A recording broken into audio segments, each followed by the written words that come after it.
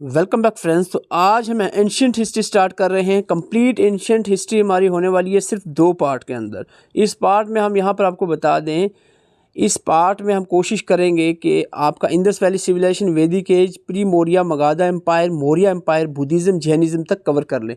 उसके बाद जो हमारा पार्ट रहेगा उसमें हम गुप्ता पीरियड, संगम एज, सॉर्थन किंगडम और मुस्लिम इन्वेजन्स, ये वाले पार्ट जो है सेकंड में कवर करेंगे, सेकंड वीडियो में। तो इसमें हम मोस्ट ऑफ द जो एंशिएंट हिस्ट्री है वो कवर कर लेंगे। अपकमिंग जितने भी JKC भी या अदर जितने भी एग्जाम है, चाहे सब इंस्पेक्टर, एंटी पटवारी, जो भी अपकमिंग एग्जाम्स हैं, इनमें मोस्टली आप देख रहे हो कि एंशिएंट हिस्ट्री पूछी जा रही है। और सब इंस्पेक्टर की खास करके बात करें, सिलेबस में हिस्ट्री लिखा है तो इसमें स्पेसिफिकली मेंशन नहीं है कि मॉडर्न पढ़नी है, तो एंशिएंट भी हमें पढ़नी ही पड़ेगी।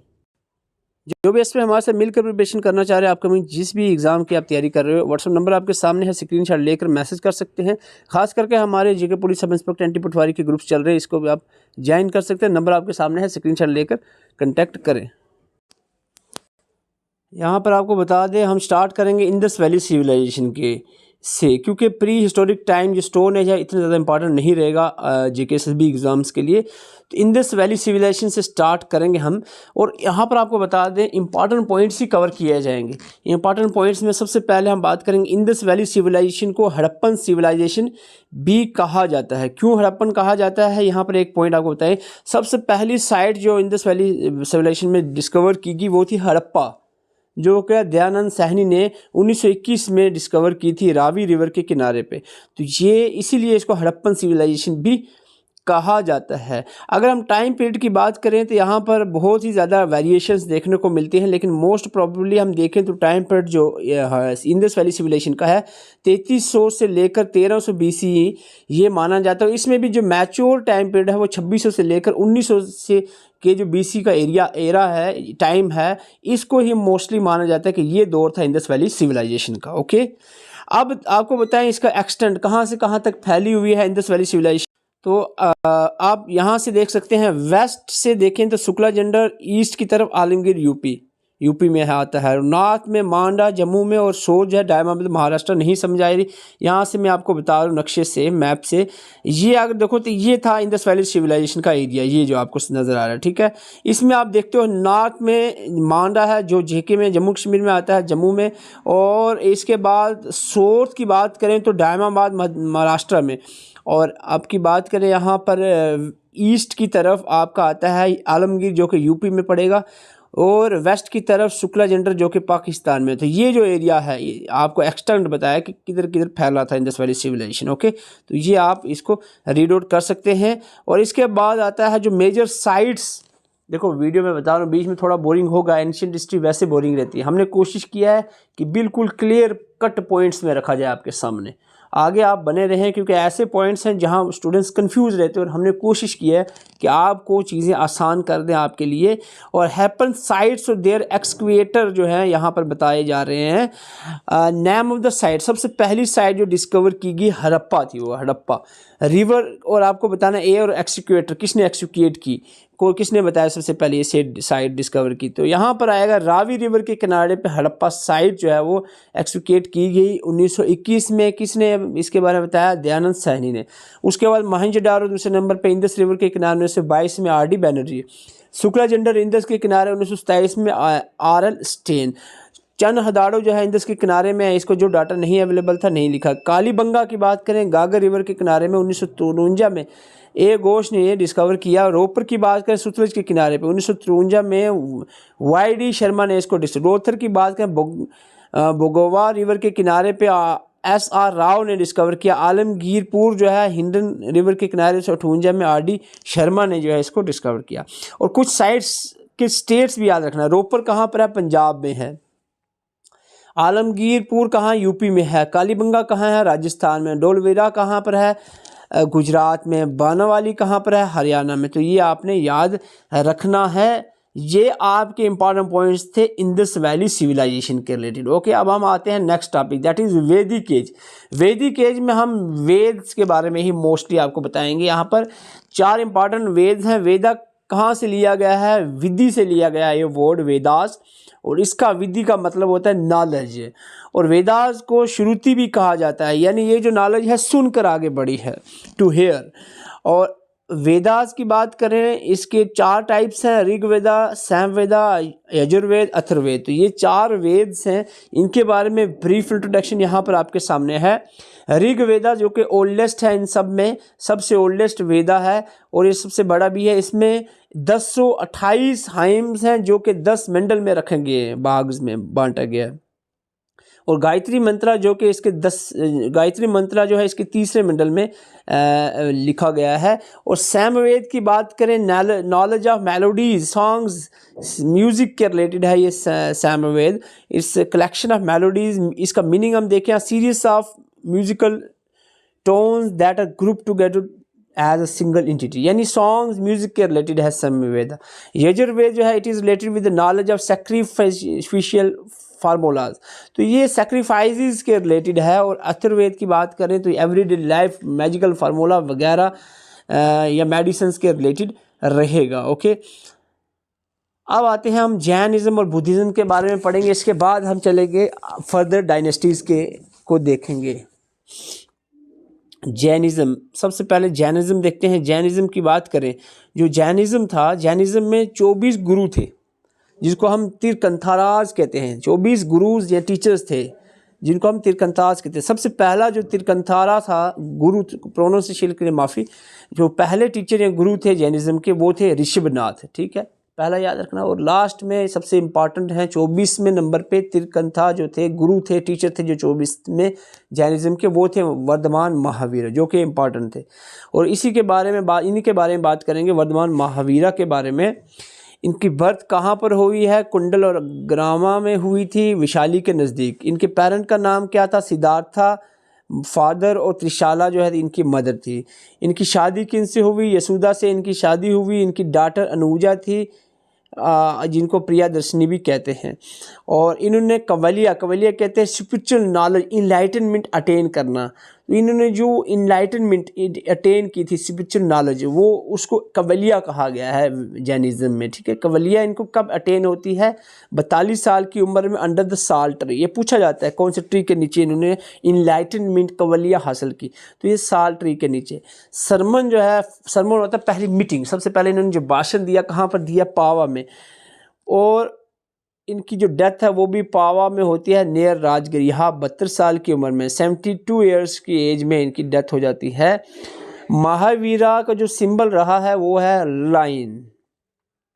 जैनिज़्म में 2 सेक्ट्स थे जो कि हम कह सकते हैं 2 तरह की, जो हम कहते हैं क्लासेस थी, जो थी दिब्यंगरा और सितंबरा। दिब्यंगरा वो थे जो न्यूडिटी अख्तियार करते थे, स्काई क्लैड इसको हम कहते हैं। और सितंबरा जो सिर्फ वाइट, सफ़ेद कपड़े लगाते थे, इनको वाइट क्लैड कहते हैं। Monks renounce all the possessions including the cloth तक भी इन्होंने सब छोड़ दिया था, ऐसे मॉन्क्स थे इसमें।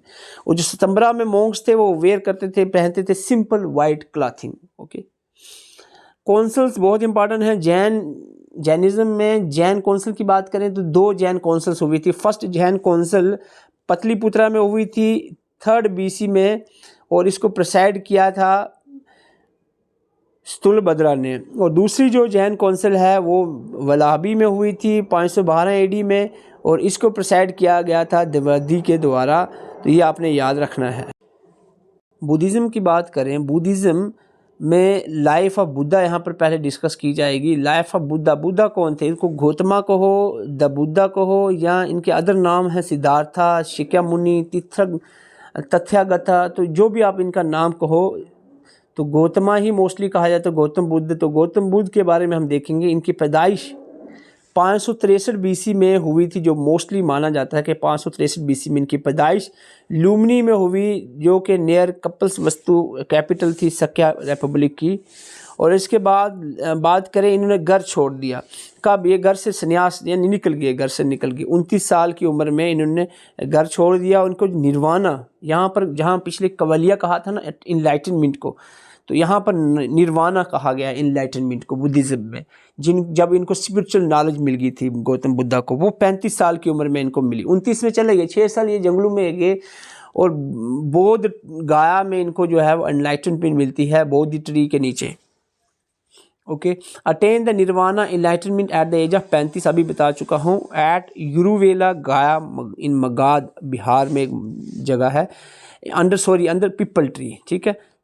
देखो अभी कवलिया जो थी ना, जैनिज्म में हमने देखा जो महावीरों को स्पिरिचुअल नॉलेज मिली ना, वो कौन सी 42 साल की उम्र में मिली थी, उनको कवलिया कहा गया था, साल ट्री के नीचे। ओके, इनको जो एनलाइटनमेंट मिली वो है पीपल ट्री के नीचे इनको एनलाइटनमेंट मिली। तो ये आपने डिफरेंस याद रखना, और 35 साल की उम्र में ही इनको एनलाइटनमेंट मिल गई थी। Delivered his first sermon at Sarnath, मैंने कहा था पहला जो, जैसे कि महावीरा में आपने देखा पावा में उन्होंने सबसे पहला भाषण दिया था, इन्होंने सरनाथ में पहला भाषण दिया। He attain the parinirvana, sorry it is Mahaparinirvana, Mahaparinirvana जिसको हम कहेंगे डेथ। यहाँ पर बुद्धिज़्म में इनको जो इनकी डेथ होती है उसको महापरिनिर्वाणा कहा गया है। तो कुशीना में यहाँ पर इनकी डेथ होती है 483 BC में। और एक चीज़ ऐड कर दूँ, हिज फर्स्ट सरमन, जो पहले इनकी मीटिंग थी, भाषण था, उसको धर्म चक्कर परिवर्तना कहा गया, turning of the wheel of law, Dharma Chakra Parivartana भी कहा गया है। Attain the Mahaparinirvana at Kushinagar, identical with the village Kasia in the Deoria district of UP. तो ये जो आपने अभी ऊपर भी बताया है, एग्जैक्टली जो कह रहे हैं कि कुशीनगर में इनकी डेथ होती है, ठीक है। और एट द एज ऑफ कितने साल, 80 साल की उम्र में इनकी डेथ हो जाती है, 80 साल की उम्र में। अगर कोई यहाँ पर अब वेरिएशंस हैं, मैं आपको PDF ग्रुप में डाल के करेक्शन भी कर दूंगा अगर बाय द वे कोई टाइपिंग मिस्टेक हो गई हो। और उसके बाद हम बात करें Buddhist council, is very important, most of the exam में बुद्धिस्ट काउंसिल पूछी जाती है। 4 काउंसिल्स हुई थी, याद रखना, फर्स्ट सेकंड थर्ड फोर्थ, आप चाहे डेट भी याद, पहले 400, 383, 250 और 72 AD, BC 3 BC में हुई, एक 72 AD में हुई, ठीक है। फर्स्ट काउंसिल राजगृहा, दूसरी विशाली, तीसरी पट्टिपुत्रा, और चौथी जो है कश्मीर में हुई कनिष्का के दौर में। ये लगभग 5 से 6 बार क्वेश्चन पूछा गया पिछले 2-3 सालों में JKSSB के द्वारा। फोर्थ बुद्धिस्ट काउंसिल कुंडलवाना, आपको हो कुंडलवाना कश्मीर में हुई थी 72 AD में कनिष्का के दौर में। ये पूरी लाइन याद रखना, ओके। इसके अलावा बाकी भी आप याद रखना है। फर्स्ट काउंसिल राजगृहा में हुई 400 BC में अजशुत्रा के दौर में, और सेकंड जो है विशाली में हुई कलसोका के दौर में, थर्ड जो है पतलीपुत्रा में हुई अशोका के दौर में, फोर्थ बुद्धिस्ट काउंसिल जो है वो कश्मीर कंडलवाना में हुई थी कनिष्का के दौर में 72 AD में, ओके।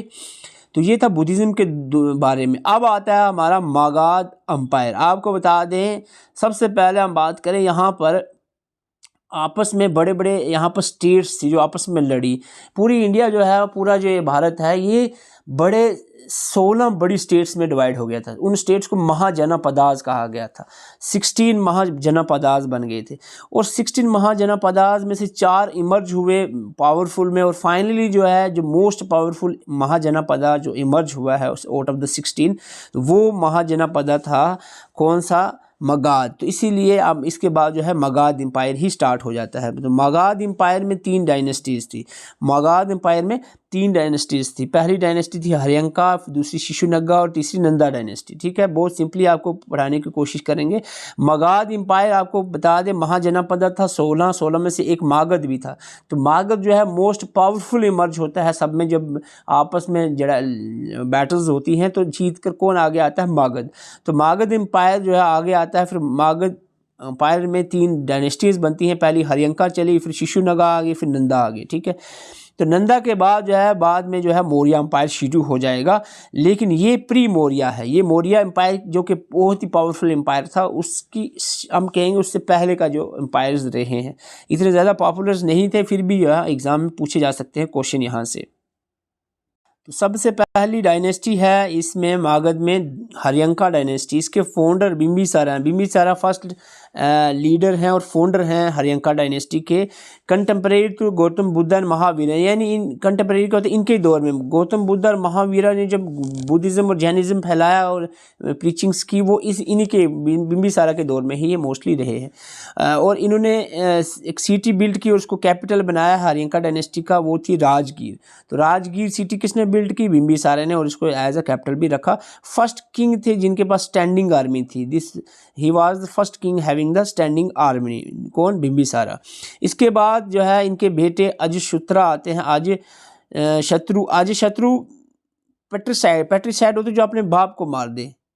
तो रूल के लिए यानी हुकूमत के लिए इन्होंने अपने बाप को मार दिया और जो है गद्दी पे आ गए थे, रूल करना इन्होंने हासिल कर लिया। ही डिस्ट्रॉय द विशाली, इन्होंने विशाली को ख़त्म किया और राजगृह जो है कि फोर्टिफाइड किया, ताकि अवंती से, जो अवंती भी एक महाजनपद था, उससे थ्रेट जो धमकी आ रही थी, उसकी वजह से इन्होंने पूरा राजगृह को जो है चारों तरफ से कवर कर दिया था, फोर्टिफाइड कर दिया।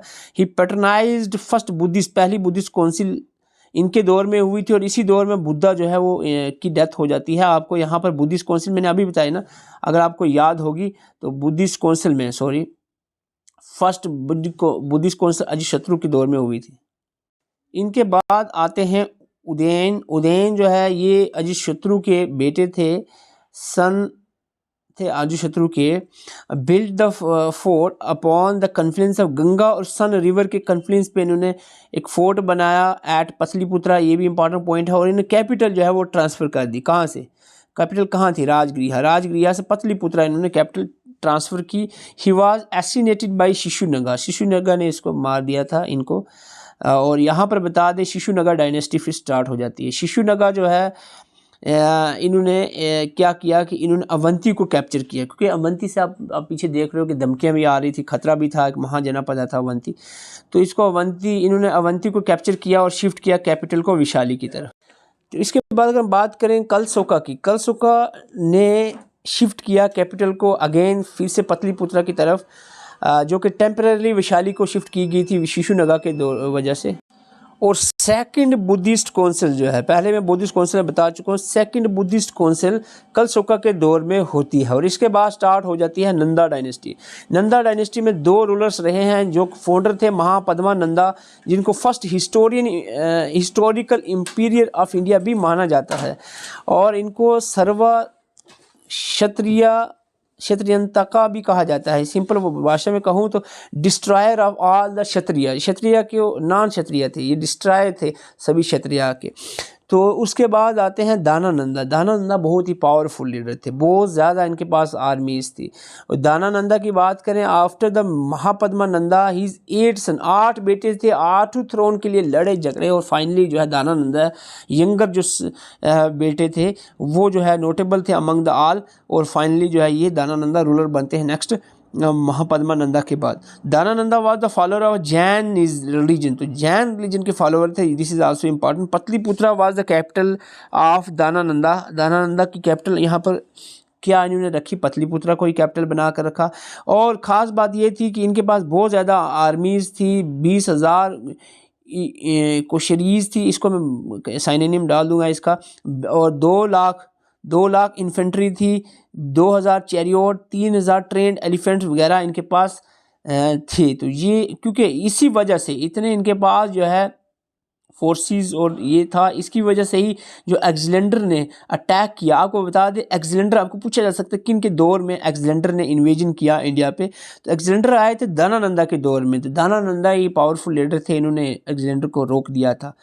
तो Dhanananda was last ruler of Nanda dynasty during his rising of Dhanananda Alexander invaded in India. तो ये क्वेश्चन बनता है, this is the most important point, यहाँ से क्वेश्चन बनता है एग्जाम में। Alexander the great conquer India during his reign but because of Nanda's large army he did not rain to the invade the Magadha. Magadha empire को नहीं ख़त्म कर सके। ये सबसे बड़ी वजह इसकी थी कि नंदा की जो इतनी बड़ी आर्मी थी। अलेक्जेंडर के बारे में यहाँ पर मैं स्लाइड डाल दूंगा, आप इसको अलेक्जेंडर के बारे में ज़रूर पढ़ना कि क्या क्या हुआ, अलेक्जेंडर आए कैसे, वापस किए, क्या हुआ।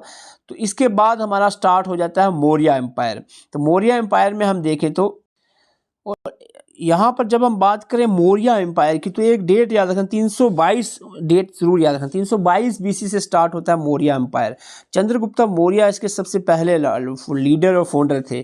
इन्होंने डिथ्रोन किया नंदा को ख़त्म किया और सीधा यहाँ पर इन्होंने मौर्य एम्पायर को स्टार्ट कर लिया। और करते ही इन्होंने नॉर्थ वेस्ट एरिया कैप्चर करना स्टार्ट कर दिया। और एपीएस जो एक राइटर हैं ये बताते हैं कि 305 BC में इन्होंने चंद्रगुप्त मौर्य ने सेल्यूकस निकेटर को हराया। और सेल्यूकस निकेटर से बहुत सारे जो टेरिटरीज हैं उसको इन्होंने सिलेंडर कर लिया, जिसमें आपकी आर्या, जिसको हिरात कहें, अर्शोनिया, कांदर, बलूचिस्तान, काबुल जैसी जो टेरिटरीज हैं उसको कैप्चर किया। और इन रिटर्न में 500 एलिफेंट जो है वो सेल्यूकस निकेटर को दिए। ये भी आपने याद, चंद्रगुप्त मौर्य ने 500 एलिफेंट्स जो है वो सेल्यूकस निकेटर को दिए और इसके रिटर्न में जो ये टेरिटरीज आपको बताई है हमने, ये सारी कैप्चर कर ली हैं। After the treaty was Seleucus Nicator the boundary of empire reached up to the Hindu कुश।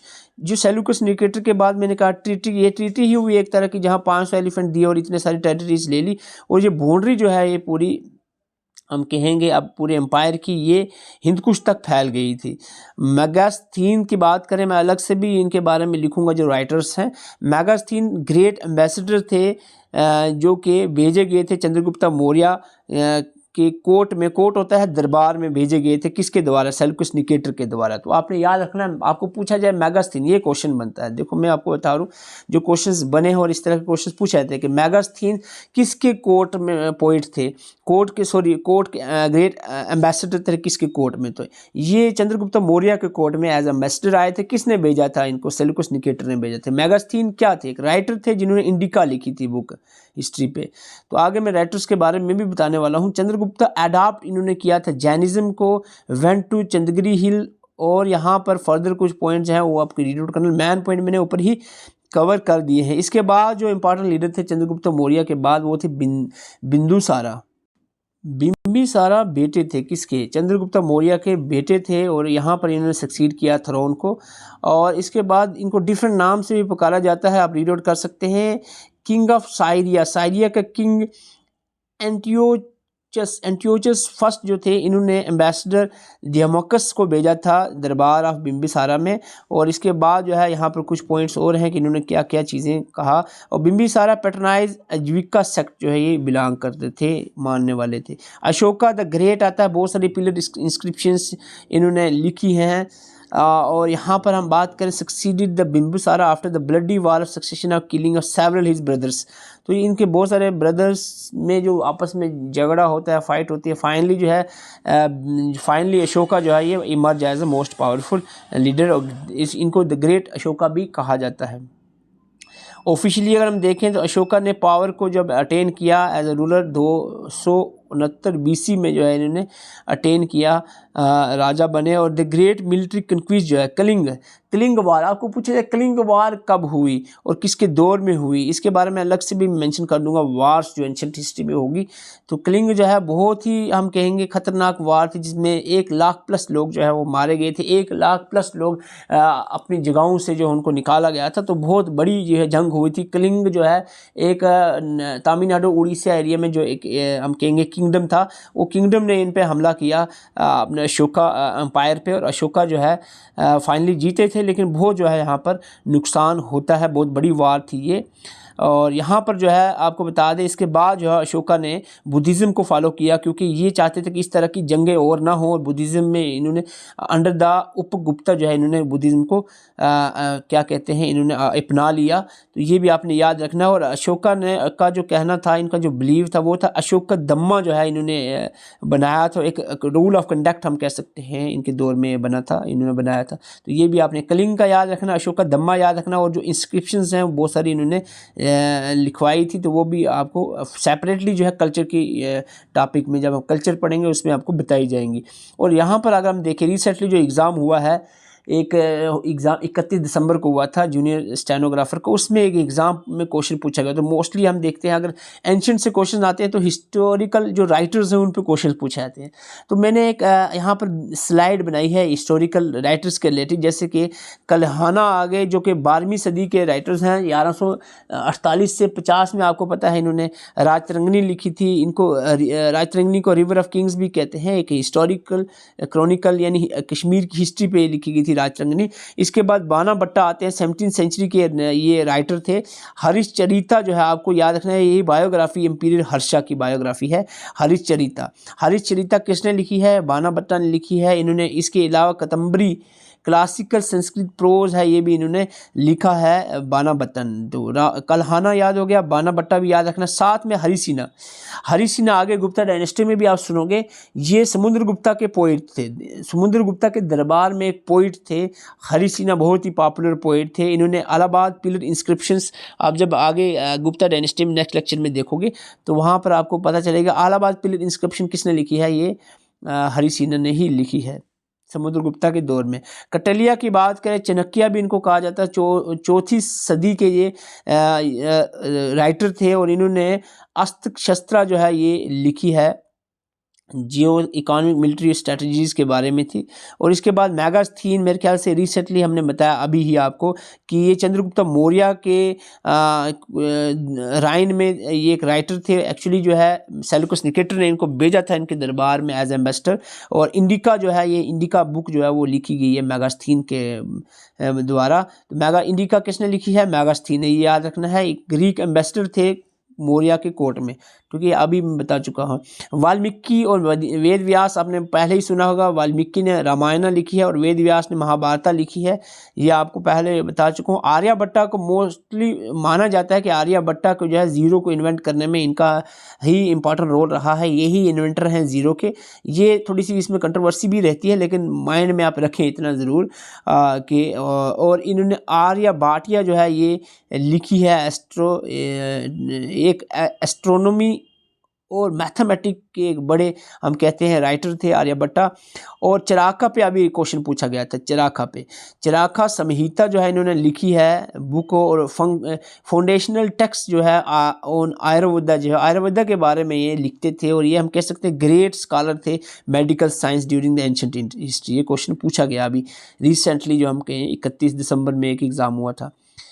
पिनानी की बात करें, अगर आपको पूछा जाए कौन से राइटर जो संस्कृत ग्रामर के रिलेटेड, ये भी एग्जाम में बहुत बार पूछा गया। पिनानी जो है ये रिलेटेड हैं संस्कृत ग्रामर के। और बावा बूटी की बात करें, इन्होंने उत्तरनामा चरिता एंड मलाती मुद्दा दावा लिखा है, जो भी आप इसको प्रोनाउंस करते हैं। और कालिदास के बारे में भी आपने बहुत बार सुना होगा, ग्रेट संस्कृत पोइट हैं और प्ले राइटर हैं, और इन्होंने बहुत सारे राइटिंग्स लिखी हैं। इसमें मेघदूत जो है ये पॉपुलर है, यहाँ पर रहेगा। उसके बाद राघु वर्षा, अभी इसको आप प्रोनाउंस कर लो अपने हिसाब से।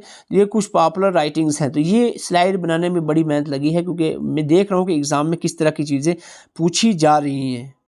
देखो, अब आपका काम है कि आपको PDF ग्रुप में डाल दूंगा, इसको आपने 4-5 पर अच्छे से पढ़ना है और एक एक पॉइंट याद है। हाँ, याद रखने वाली ज़्यादा चीज़ें हैं। देखो, आपको पहले इंडस वैली सिविलाइजेशन को ये साइट्स है किसने डिस्कवर किए हैं, क्या एक्सटेंट है उसका, ऐसी ऐसी चीज़ें याद रखनी है। वो उसके मगाध आया, कौन सी डायनेस्टी थी, कौन से फाउंडर थे, क्या क्या उन फाउंडर्स ने किया।